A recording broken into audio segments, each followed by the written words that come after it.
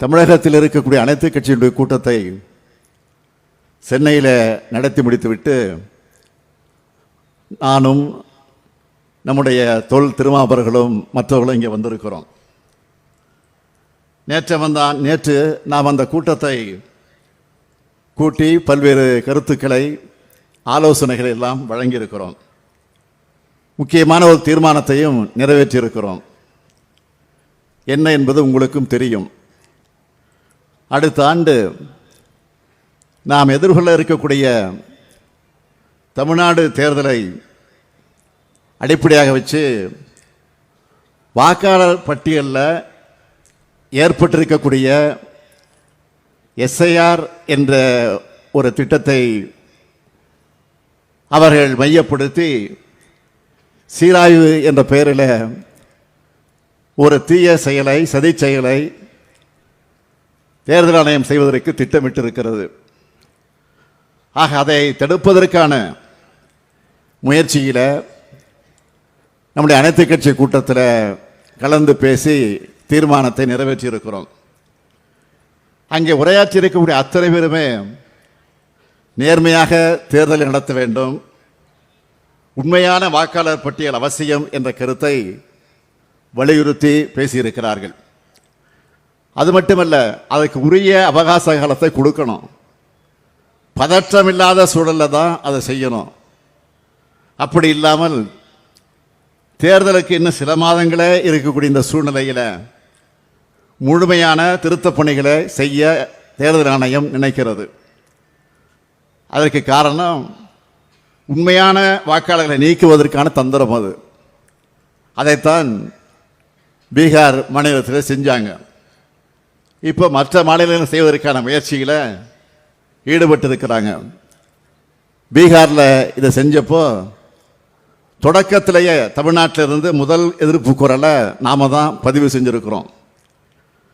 அது மட்டுமல்ல, மக்களவையினுடைய எதிர்க்கட்சி தலைவராக இருக்கக்கூடிய காங்கிரஸ் பேர் இயக்கத்தினுடைய இளம் தலைவராக விளங்கி கொண்டிருக்கக்கூடிய திரு ராஜீவ்காந்தி அவர்கள், அதேபோல பீகாரினுடைய இளம் சிங்கமாக இருக்கக்கூடிய தேஜஸ்வி அவர்களும் அந்த எஸ்ஐஆருக்கு எதிராக அந்த மாநிலத்தில் ஒரு பெரிய புரட்சியை செஞ்சாங்க.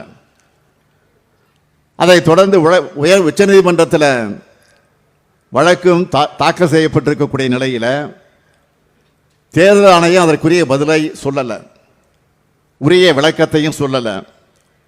பீகார் மாதிரியே தமிழ்நாட்டில் இருக்கக்கூடிய மற்றும் சில மாநிலங்களையும் செய்ய நினைக்கிறாங்க.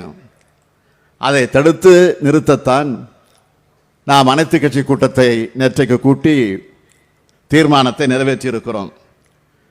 நாம் நடத்தின கூட்டத்துக்கு கூட இன்றைக்கு எதிர்க்கட்சியாக இருக்கக்கூடிய அதிமுக அதில் பங்கேற்கலை, இன்னும் ஓரிரு கட்சிகள் அதில் பங்கேற்கலை. தேர்தல் ஆணையத்தில் இந்த நடவடிக்கைக்கு எதிர்ப்பு தெரிவிச்சிருக்காங்க. அதுக்காக நான் உள்ளபடியாக அவங்களுக்கு நன்றி சொல்கிறேன். எதிர்க்கட்சி தலைவராக இருக்கக்கூடிய திரு பழனிசாமி அவர்கள் இதில் கூட இரட்டை வேடத்தை காட்டியிருக்கிறார். பாஜகவுக்கு பயந்து தேர்தல் ஆணையத்தோட நடவடிக்கையை எதிர்க்க பழனிசாமி பயப்படுகிறார். அதே நேரத்தில் அதிமுக தொண்டர்களுக்கு அறிக்கையும் அவர் வெளியிட்டிருக்கிறார். இன்று பத்திரிகையில் நீங்கள் பார்த்திருக்கலாம். இதை காட்டுகிறது, தேர்தல் ஆணையத்தோட நடவடிக்கையில் பழனிசாமி அவர்களுக்கு சந்தேகம் இருக்கிறது தான் இது காட்டுகிறது.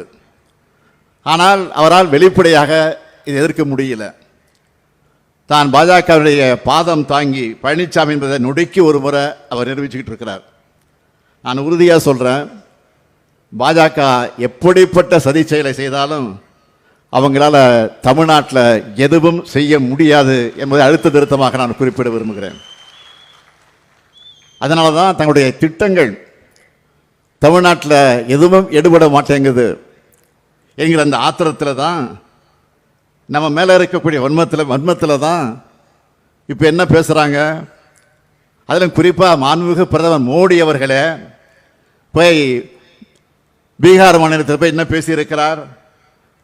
தான் எல்லாருக்குமான பிரதமராக விளங்கி கொண்டிருக்கக்கூடியவர் மோடி அவர்கள். ஆனால் அங்கே போய் என்ன பேசுகிறார் என்று சொன்னால், தமிழ்நாட்டை காட்டி பீகார்ல வெறுப்பு பேச்சை பேசியிருக்கிறார்.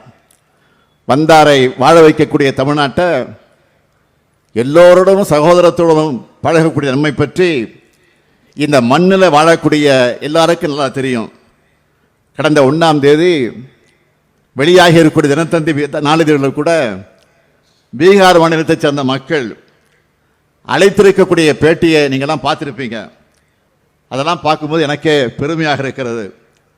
தமிழ்நாடு எப்படியெல்லாம் எங்களுக்கு வாய்ப்புகளை உருவாக்கி தருது, தங்களுடைய வாழ்க்கை தரத்தை எப்படியெல்லாம் உயர்த்தி இருக்குதுன்னு மிக தெளிவாக பீகார் மக்கள் தமிழ்நாட்டில் வந்து பணிபுரியக்கூடிய, தொழில் செய்து கொண்டிருக்கக்கூடிய, வாழ்ந்து கொண்டிருக்கக்கூடிய அந்த பீகார் மக்கள் பேசியிருக்கிறார்கள்.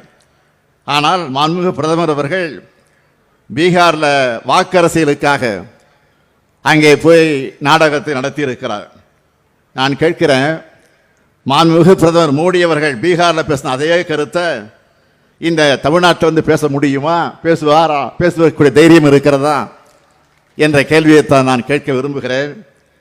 ஆக யார் என்ன சதி செஞ்சாலும், எத்தனை அவதூறுகளை நம் மீது பரப்பினாலும், எவ்வளவு போலி செய்திகளை எல்லாம் அவர்கள் உருவாக்கினாலும், நான் தெளிவோடு சொல்லுகிறேன், இங்கே நம்முடைய தோல் திருமாவர்கள் குறிப்பிட்டதைப் போல 2026 திராவிட முன்னேற்ற கழகத்தின் தலைமையில் இருக்கக்கூடிய ஆட்சி நிச்சயம் அமையும் என்று நான் இந்த நேரத்தில் அன்றைக்கு எல்லா சேனல்லையும் சொல்லுகிறேன், எல்லா டிவியிலையும் எல்லா சேனல்களையும் திராவிட மாடல் 2.0 ஆட்சி அமைஞ்சது என்ற செய்தி தான் வரப்போகிறது. அதை நீங்கள் பார்க்கத்தான் போகிறீர்கள். ஆக தமிழ்நாட்டு மக்கள் மீது வைத்திருக்கக்கூடிய நம்பிக்கையின் காரணமாக இதை நான் இங்கே தெளிவோடு சொல்ல விரும்புகிறேன்.